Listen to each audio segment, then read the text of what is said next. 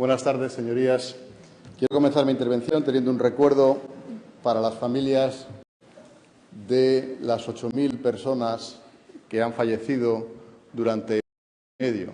De ellas, aproximadamente el 8% oficialmente han fallecido de COVID y todas ellas, tanto unos como otros, merecen estar este año en nuestro recuerdo, en el que lo que estamos haciendo es valorar la marcha de la comunidad autónoma en el ecuador de la legislatura.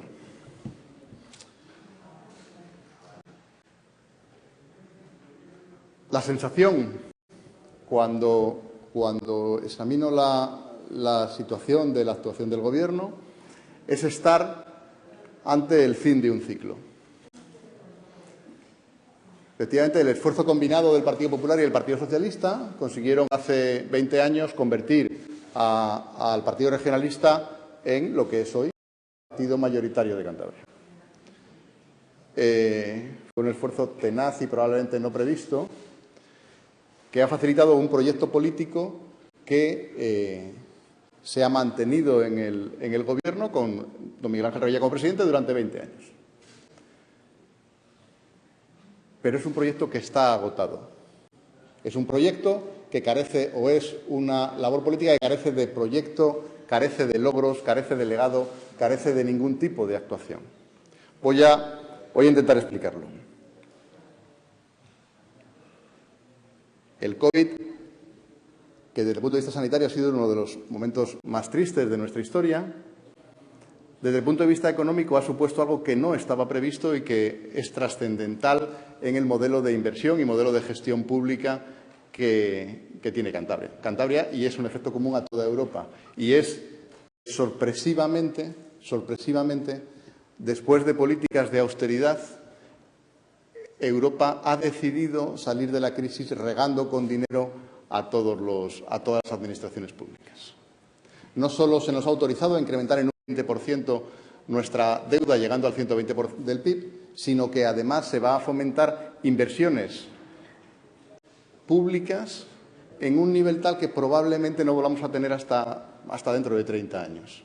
Es decir, el momento que vive ahora cualquier comunidad autónoma, que vive ahora cualquier Estado europeo, no se va a volver a repetir en este año.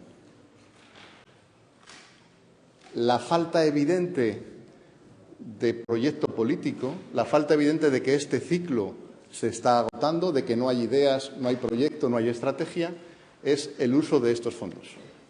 Lo ha explicado el presidente en 2 minutos. Probablemente la decisión económica más relevante que ha tomado el conjunto de los países europeos en los últimos 15 años, nos ha dedicado 2 minutos. ¿A qué vamos a dedicar los fondos europeos? Y los vamos a dedicar a renovar el software de los colegios y lo vamos a dedicar al proyecto de protonterapia. Vamos a aprovechar la inversión extraordinaria que va a transformar nuestra sociedad en cambiar el software de los colegios, que está bien, que está muy bien que los cambiemos, que seguro que hacía falta. Pero estamos desaprovechando como región la capacidad de transformar nuestra estructura económica. Vamos a ver por qué es un ciclo acabado. Los proyectos que el Gobierno plantea son esencialmente 3. La pasiega. Terminar lo que el presidente ha llamado el polígono industrial de la Pasiega. Ya no es un puerto, ya no es un centro logístico. Es una idea del principio de este siglo y de este ciclo. Es una idea del 2005. Llevamos 16 años dándole vueltas a la misma idea y esta, créanme ustedes, que seguro que esta es la vez en la que sale. Es el gran proyecto del Partido Regionalista para aprovechar el dinero que llega de Europa de forma extraordinaria. Y probablemente no nos llegue nada de dinero para este proyecto. En opinión de los socios del PSOE, no va a llegar nada.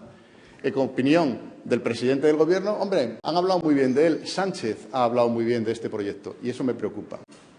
No van a llegar fondos. Pero es que se trata de un proyecto en el que lo que vamos a hacer es trasladar las empresas que están en la ciudad del transporte y las empresas que están en Raos a este centro logístico. Y vamos a trasladar a este polígono industrial la zona de mercancías peligrosas que tenemos en Torrelavega. ¿Y entonces en qué crece nuestra economía?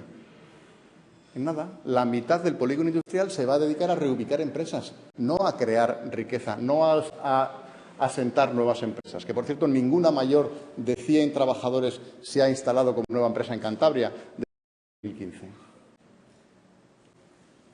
¿Qué efecto de incremento de la riqueza, qué efecto de transformación social o de transformación económica va a generar la pasividad? Ninguno. ¿Se va a poder ejecutar? Con dificultades, porque cuesta 120 millones y aparentemente Cantabria no los tiene. Esa es la realidad del principal proyecto del Partido Regionalista. El principal proyecto del Partido Socialista es el MUPAC. Se lo han repartido y cada uno de las dos opciones de gobierno tiene un proyecto estrella. El MUPAC ya existe. Luego, no vamos a tener ese efecto transformador que supondría crear algo nuevo, ¿no? Ya tenemos un museo, que es el MUPAC, y que ya existe. ¿Qué efecto va a conseguir este nuevo MUPAC? Hombre, que el edificio es nuevo y vamos a hacer oficinas encima. Está bien. Teníamos oficinas cuando en el 2007, al principio de este ciclo, el actual presidente del Gobierno decidió derribar a las oficinas que había. Y ahora vamos a hacer un bajo con un proyecto cultural y encima las oficinas que había. No incrementamos riqueza. ¿Merece la pena el MUPAC? El actual MUPAC, que yo visito de vez en cuando y que me gusta cómo está puesto al público y que creo que merece la pena y que es un espacio expositivo atractivo, atrae 30.000 personas al año. 30.000. Lo que supone un volumen de negocio de 120.000 euros. El MUPAC, tal cual le conocemos, tiene una capacidad de generar recursos para Cantabria de 120.000 euros. Evidentemente no paga el salario de las personas que trabajan allí, como empleados directos del museo, no de investigación. Solo con los empleados del museo no se cubren con las entradas de las personas que van a verlo. Por poner un ejemplo con el que relacionarlo, esas 30.000 personas que visitan el MUPAC tendríamos que compararlas con las 270.000 en la neocueva de Altamira. 9 veces más. La realidad de eso es que la neocueva de Altamira ya es en sí misma un museo de prehistoria, como se ha referido al MUPAC esta mañana el presidente, y ya es un modelo exitoso. Y vamos a crear otro. El gran proyecto del Partido Socialista es crear otro museo de prehistoria que haga la competencia a Altamira. Háganlo a la catalana. Exíjanle al Gobierno que les entregue el Museo de Altamira. Reclámenle. Es nuestro, está en Cantabria, las cuevas eran nuestras. Pídanselo y ya tendrán su museo. Y utilicen los 100 y pico millones que nos va a costar realmente el MUPAC en hacer algo que realmente transforme Cantabria. Porque ninguno de estos dos proyectos va a servir para transformar Cantabria. Y vamos a malograr la oportunidad inversora de esta generación en algo que no genera riqueza. Esa es la realidad. Una de las cuestiones que tendríamos que estar prestando especial atención es a cómo vamos a regenerar la industria.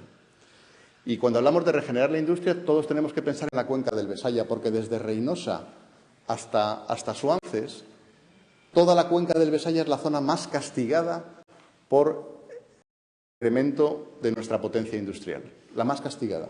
Y por eso tenemos que hacer proyectos que lo mejoren. Y ahí está el Gobierno presentando proyectos. El más relevante de todos los proyectos presentados a Europa está en la zona de Reynosa. 300 millones para transportar a los turistas en drones desde Parayas hasta Reynosa, ¿se acuerdan? Pero es que los dos siguientes proyectos que tenemos para transformar la realidad industrial del Besaya son las piscinas que vamos a hacer al lado del hospital de Sierra Llana y el proyecto de comprar barcos navegable el Besaya para transportar a ciudadanos de Torrelavega hasta Suances, hora y media ida, hora y media vuelta. Esos son los grandes proyectos de este Gobierno. Y la grandeza de estos proyectos, entiéndanse que les hablo irónicamente, la grandeza de estos proyectos es la que nos da la medida de la capacidad de este Gobierno de transformar nuestra sociedad y de generar proyectos que realmente valgan. Definitivamente estamos al final de un ciclo político. Podríamos alegrarnos, bueno, pues se acaba y ya está, empecemos de nuevo. Pero es que este ciclo político, en el que no hemos conseguido ninguna inversión relevante, en el que no hemos hecho más que gestionar lo que había, nos ha hecho pasar de 370 millones de deuda cuando empezamos a 3.500 casi a día de hoy. Hemos multiplicado por 9 la deuda pública que teníamos.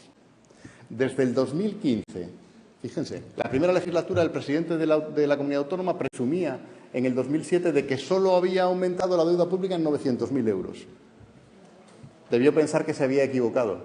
Desde el 2015 hasta hoy, cada día que este gobierno regional socialista ha estado en el poder, cada día ha aumentado la deuda pública en 375.000 euros. 375.000. Es una barbaridad. Pero sobre todo es una barbaridad porque nada de ese incremento de deuda se ha transformado en inversión. Nada de todo ese incremento brutal de deuda, que para los cántabros es un esfuerzo enorme, que equivale a más del presupuesto anual de toda la actividad de la Comunidad Autónoma de Cantabria, nada de eso se ha traducido en inversiones que transformen la estructura económica de Cantabria. Y nada de eso ha evitado otro de las constantes de este ciclo de 20 años que estamos viendo hoy, que es el paulatino deterioro de la calidad de vida de los cántabros. Cómo la renta per cápita de los cántabros, lenta pero inexorable, se va colocando a la cola de España. Cómo hemos pasado de estar por delante de los castellanos, por delante de las comunidades que estaban cerca nuestro, a estar detrás.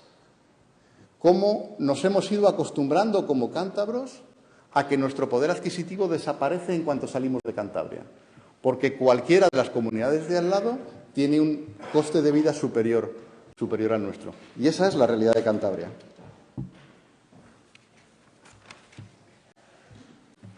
Permítanme que haga un análisis de alguna de las consejerías que entiendo que son más relevantes para esta explicación del fin de siglo. Hablemos de educación. Para hablar de educación hay que decir que el 37% de nuestros jóvenes están en el paro, que en algunos momentos el índice de paro juvenil se sitúa en el 55%. ¿Es exitosa un sistema educativo que condena al paro a la mitad de sus estudiantes? ¿Podemos considerar que es exitoso un sistema simplemente porque los estudiantes siguen yendo a clase, aunque sepan que cuando salgan la mitad de ellos no va a tener trabajo? Es un desastre.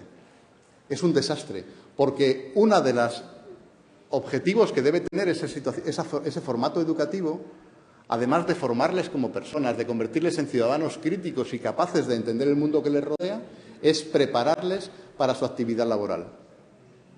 Y si cuando salen a la calle la mitad de ellos no tiene trabajo, y eso sin contar a todos los que directamente emigran, que son habitualmente titulados superiores, estamos fracasando. Estamos fracasando. Yo creo que el remedio es relativamente sencillo. Tenemos que plantearnos una necesidad de educación de excelencia. Tenemos que hablar con las empresas para preguntarles cuál es el perfil que quieren para sus nuevos trabajadores. Y tenemos que adaptar nuestros ciclos formativos a las necesidades de los trabajadores. Tenemos que recuperar la formación dual. Tenemos que crear trabajadores capaces y formados desde el primer momento. Hace pocas semanas lo hablábamos desde esta misma tribuna. Tenemos que volver a colocar el mérito y el esfuerzo como los principales valores a exigir a nuestros estudiantes. Si no lo hacemos, vamos a conseguir muchos chicos con título de secundaria, con título de bachiller, con título de la formación profesional, que no les va a servir para nada su título. Vamos a tener unas estadísticas maravillosas de educación que se convierten en unas desastrosas estadísticas de empleo.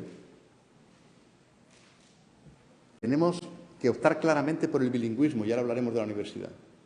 Los chicos que aspiren a formación universitaria y gran parte de los chicos que aspiren a la formación profesional tienen que terminar la etapa de educación obligatoria dominando perfectamente el idioma que se va a convertir en una de sus herramientas de trabajo. Optar por el bilingüismo no es bilingües a nuestros colegios, es que los chicos que estudian en los colegios bilingües sean capaces de expresarse, de comprender, de estudiar y de argumentar en inglés. Y nuestros chicos ahora mayoritariamente no son capaces de hacerlo.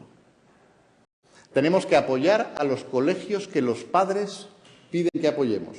Cuando los padres demandan específicamente un colegio, lo que están diciendo es que creen que la formación que ese colegio da es mejor que la del de al lado. Es el único ratio que los españoles tenemos para poder votar los colegios que nos gustan y tenemos que apoyarles.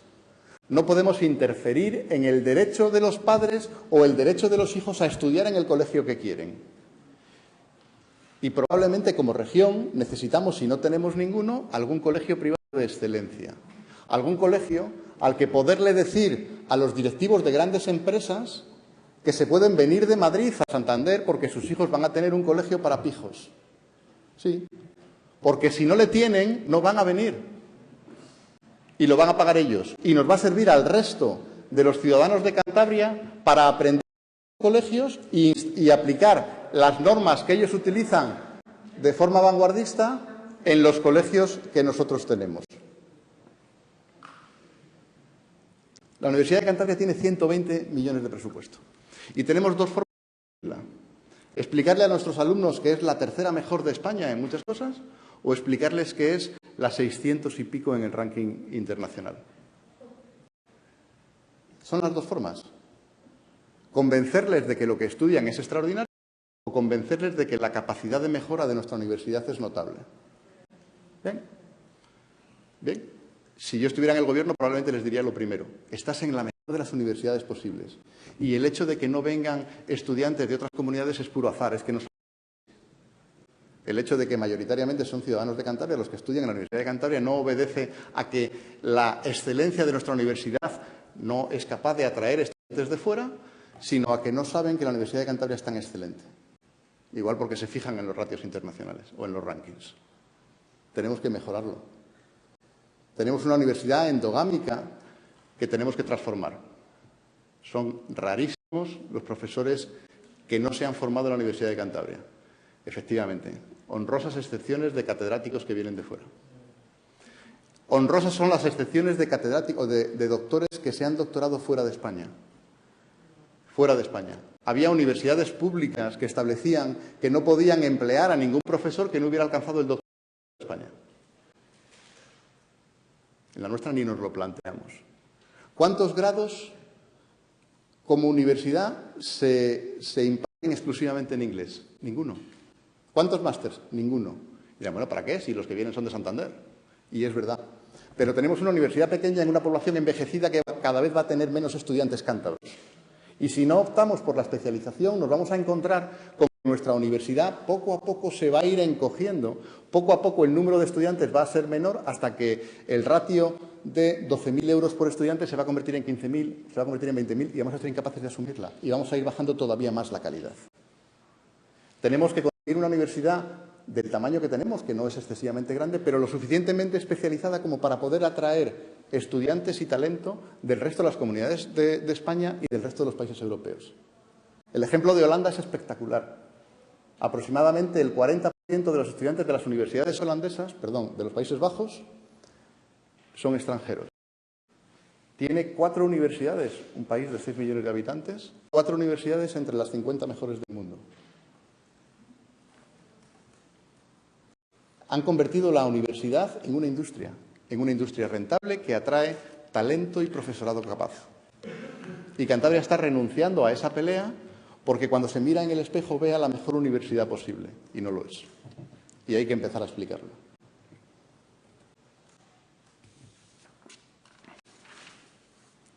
Con la industria tenemos un problema parecido. No tenemos estrategia. Perdón, sí la tenemos. Cuando alguno de los que hoy están aquí dirigía alguna asociación privada de empresarios, se creó un plan estratégico.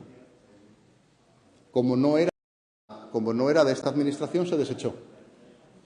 Y se hizo uno que podía parecer algo parecido a un plan, pero que tampoco se está aplicando. Fíjense si no se está aplicando que ni siquiera se hacen los informes de seguimiento de ese plan que tenían que haberse presentado a esta Cámara en 4 meses. Que los pedimos y que ni siquiera están. No sabemos qué industria queremos para Cantabria, no sabemos cómo la queremos, no sabemos cómo la vamos a conseguir, no sabemos qué tenemos que hacer para atraer la industria. Nos dedicamos a tener la escopeta y disparar a lo que pasa, a ver si tenemos suerte y algo cae. Pero cuando nos dedicamos a eso no cae nada. Y nuestros consejeros son ya conscientes de que no cae. Y por eso han cambiado el discurso y dicen, no, tenemos que incrementar y mejorar lo que hay. No hay estrategia. Y necesitamos saber cuáles son nuestros puntos fuertes, cuáles son nuestras capacidades, cuál es nuestra capacidad de atracción, qué tipo de modelo de estructura económica y modelo empresarial queremos y atraerle. Porque si no hacemos esta reflexión, difícilmente vamos a ser más competitivos que el resto de las comunidades autónomas que tenemos cerca, que sí tienen claro qué es lo que buscan. Y luego nos llega una empresa como Amazon para decirnos que quiere contratar a 2.000 estudiantes, a 2.000 trabajadores, que va a ocupar 1 millón de metros cuadrados de suelo, y ni siquiera la atendemos, porque eso no ocurre. No les hacemos ni caso y se van a Asturias y ya están construyendo. No tenemos estrategia, pero es que tampoco tenemos suelo. Uno de los ejemplos más claros, efectivamente, no valía para nada, era paquetería. Total, solo emplean a 1.000 personas. Efectivamente. Si es que nosotros estamos para los grandes niveles. O sea, a nosotros o trabajo de ingeniero o que no venga nadie. Es lo que parece pensar este gobierno. Ese es el... No tenemos suelo. Después de 20 años de ciclo económico virtuoso del partido o de ciclo político virtuoso de los dos partidos en el poder, no hay suelo industrial.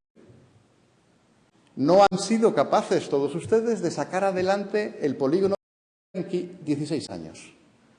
No han sido capaces de sacarle adelante un único polígono. No tenemos suelo acumulado y hemos acreditado incapacidad para sacarlo. A ninguna empresa se va a creer que si le prometemos 3 años tiene un polígono, lo vamos a tener. Porque la práctica de nuestra actividad gubernativa demuestra que tardamos 16 años y todavía no hemos empezado a expropiar los terrenos del polígono que hemos declarado prioridad absoluta de la industria en Cantabria, el de la Pasiega. No hemos empezado a expropiar 16 años. Y además vamos a hacerlo a través de un instrumento urbanístico que pone muy serias dudas, como ya han dicho algunos colegios, sobre la viabilidad jurídica de la transformación en suelo industrial. Lo que probablemente nos lleva a pensar que el polígono de la Pasiega, pagándole completamente el Gobierno de Cantabria, no esté en los próximos 7 u 8 años. Esa es la realidad. Y no tenemos incentivos para empresas. El no tener incentivos es fruto de que no tenemos una estrategia. Si tuviéramos una estrategia clara de qué tipo de empresas queremos, tendríamos una política orientada a atraer ese tipo de empresas, a fomentar el talento en la universidad hacia ese tipo de empresas, a establecer incentivos fiscales y empresariales hacia ese tipo de empresas. Si yo decido que estratégico me voy a dedicar al sector biosanitario, tendría varias farmacéuticas y instaladas en Cantabria, pero si yo decidiera que me voy a dedicar a eso, yo tengo que decidir qué carreras tengo que fomentar en mi universidad. Tengo que decidir qué tienen que tener los mejores talentos de Cantabria para dedicarse a esos negocios o a esas industrias a las que yo quiero fomentar. Y tendría que estar llamando a la puerta de esas industrias para decirles que Cantabria es el paraíso. Para los directivos de esas empresas, para los empleados de esas empresas, y que van a tener talento, que probablemente es lo más difícil de encontrar y que lo van a tener en Cantabria. No lo tenemos. No tenemos el plan, no tenemos los incentivos. Hemos abandonado a las pymes. Hemos dedicado, o vamos a dedicar de fondos europeos, 7 millones de euros a pymes, de forma efectiva, que hayan llegado ya. 16, ha dicho el presidente esta mañana. Las grandes empresas, una va a pedir 40 millones, otra va a pedir 55 millones, otra va a pedir 22. Lo que esto pone de manifiesto es que, como Gobierno, no hemos desarrollado las sociedades públicas y no las hemos dado un perfil de asesoramiento de las pymes. La diferencia entre una gran empresa y una pyme es que la gran empresa tiene capacidad de presionar al Gobierno, y en una comunidad autonómica pequeña más, y capacidad a través de sus departamentos y de su estructura administrativa de generar proyectos atractivos que se adecúan a los requerimientos de las subvenciones o de la financiación europea. Y por eso las grandes empresas en Cantabria van a triunfar captando fondos. Pero como las grandes van a triunfar, nuestro esfuerzo es dedicarse a las pymes. Necesitamos que Sodercan, que el ICAF, que todos esos instrumentos que teóricamente tenemos como acción del Gobierno para favorecer a las empresas, las asesoren debidamente. Sodercan tendría que haber realizado cientos de proyectos europeos asesorando a pequeñas empresas, porque no tienen departamentos propios para desarrollarlos. Y no lo hemos hecho. Estamos todavía tramitando las ayudas de 1.000 euros para nuestras empresas. No lo hemos hecho. Estamos dejando morir a nuestras pymes porque mientras que la comunidad de al lado lleva haciendo cursos, presentaciones, trabajos, asesoramiento incansable durante años. Ahora han hecho un esfuerzo brutal por trasladarles a las pymes lo que tienen que poner en sus proyectos y los proyectos que tienen que motivar para captar fondos europeos. Nosotros no lo hacemos. Creemos en la libertad de empresa, que cada uno haga lo que pueda. Eso es muy triste. No hemos definido el nuevo modelo. No hemos reformado el ICAF, no hemos reformado Sogarca. No tenemos herramientas públicas de financiación. Nuestras sociedades públicas trabajan con el Cargi. Nuestras sociedades públicas, el ICAF, cuando va a financiar proyectos y necesita una sociedad de garantía recíproca, utiliza o la vasca o la castellana. Sogarca no, porque es una cosa que no funciona, pero que aunque sea nuestra, la tenemos ahí marcada. Evidentemente, el Cargi es una sociedad pública o financiada con dinero público vasco que procura atender antes con prioridad las necesidades de sus sociedades. Y las castellanas igual. ¿Que efectivamente pueden tener un negocio marginal con nosotros? Sí, pero no es el suyo. Y su objeto no es promover sociedades y proyectos empresariales en Cantabria. Para eso tenemos a Sogarca. Pero llevamos 2 años hablando de su reforma y no lo hemos hecho.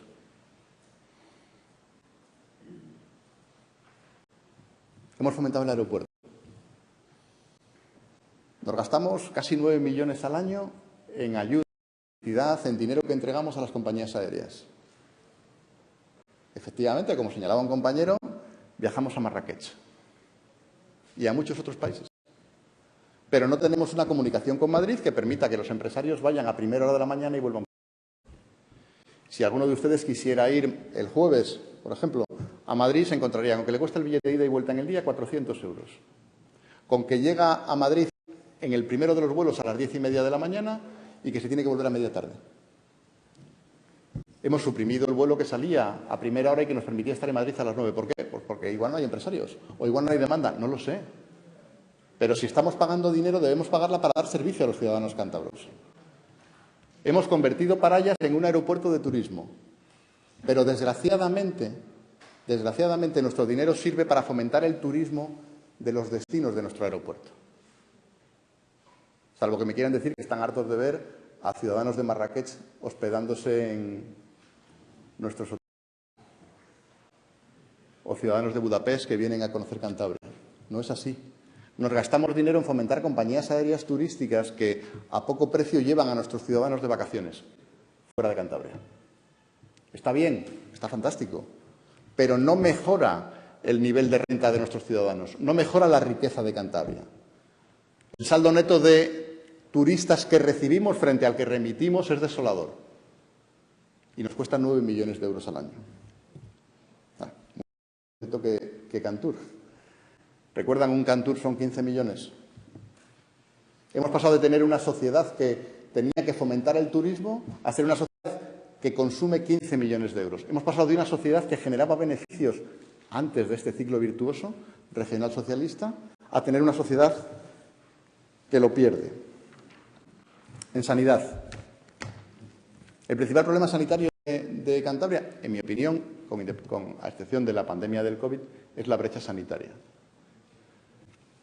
Los ciudadanos del área 1, que llaman, que son los que utilizan Valdecilla como hospital preferente, tienen una ventaja competitiva clarísima y de asistencia frente a los ciudadanos del interior de Cantabria. Brutal. En nuestra opinión, tenemos que transformar eso. ¿Qué propuesta hemos hecho? Libre elección de hospital para cualquier ciudadano de Cantabria. Y libre elección de profesional. Tenemos que ser capaces de ver qué profesionales tienen más demanda que otros. Y nuestras zonas rurales necesitan un helicóptero medicalizado que garantice que cualquier urgencia va a ser atendida en nuestro hospital de Valdecilla en 20 minutos. Todo lo que no sea un helicóptero que traiga a nuestros ciudadanos del último valle de Cantabria a Valdecilla en 20 minutos es mantener la brecha. ¿Qué hemos hecho? El presidente dice, no voy a cerrar ni un solo consultorio. 17. 17 consultorios están cerrados a día de hoy. Y este verano, la atención primaria de nuestros pueblos no va a tener médicos sustitutos. Si alguno de ustedes quiere ir al médico este verano y se encuentra con que el titular está de vacaciones, le van a decir que si no es urgente, que vuelva dentro de 15 días, que vuelve el médico. Y que si es urgente, se vayan a urgencias. ¿A qué hospital? Que le toca. Esa es la realidad de nuestra sanidad. ¿En qué hemos invertido? En protonterapia. ¿Qué es? Pues algo que solo tenemos nosotros, algo que es un proyecto exclusivo de la Comunidad Autónoma de Cantabria y también exclusivo de Galicia, también exclusivo de Cataluña, también exclusivo de Navarra, también exclusivo de Madrid y probablemente de Andalucía. Una experiencia científicamente emocionante que puede cubrir las necesidades de 500 enfermos al año, de los que cántabros van a ser 20, porque el resto es un modelo de negocio que hemos creado a partir de la protonterapia, que me resulta muy atractivo, siempre y cuando estuviera dentro de una estrategia de economía y de industria biosanitaria que no hemos desarrollado. Ciclo virtuoso. Más de 4.000 ganaderos de leche tenía este ciclo virtuoso cuando empezó, cuando el señor Revilla llega a la presidencia. Más de 4.000. Yo diría que hoy estamos ya por debajo de los 1.000. Y tenemos dos problemas. El lobo, del que hemos hablado hasta la saciedad, y uno muchísimo más grave, que es la PAC. Cambiando las reglas del juego y entretenidos con el lobo, no lo hemos discutido. Y hay que mejorar infraestructuras, hay que mantener el puente de Serdio y tenemos que solucionar el tema de los purines. ¿Cómo vamos a recoger los purines de nuestros ganaderos? En empleo tenemos un problema con los mayores de 45 años. Suponen más de la mitad de los desempleados y tienen la mala costumbre de convertirse en desempleados de larga duración. Y es un drama porque son los cabezas de familia.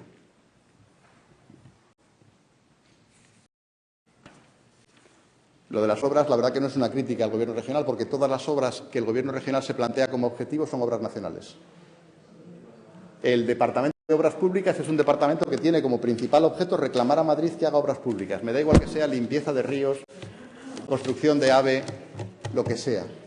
Pero lo que pone de manifiesto es que no hay iniciativa en esta materia por parte del Gobierno de Cantabria. Lo que pone de manifiesto es que tenemos un Gobierno agotado, que nunca tuvo excesivamente buenas ideas y que no ha sido capaz de llevar a la práctica casi ninguna de las que tenía.